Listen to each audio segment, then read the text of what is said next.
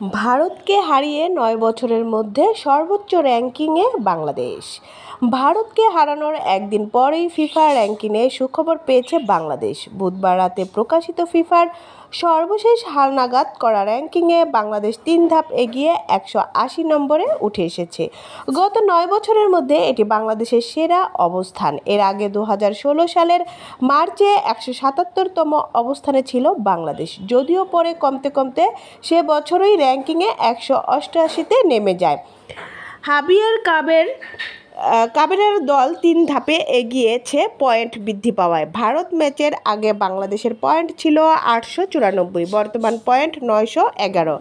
বাংলাদেশের কাছে হেরে ভারতের পয়েন্ট কমেছে ১৮, র্যাঙ্কিংয়ে অবনমন হয়েছে ৬ ধাপ। অবস্থান এখন ১৩৬ থেকে ১৪২ নম্বরে।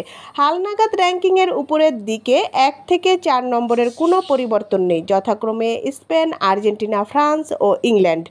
তবে নভেম্বরের প্রীতি ম্যাচে সেনেগালের বিপক্ষে জয় এবং তিউনিসিয়ার সঙ্গে ড্র করার ২ ধাপ এগিয়ে ৭ থেকে ৫-এ উঠেছে ৫ বারের বিশ্ব চ্যাম্পিয়ন ব্রাজিল।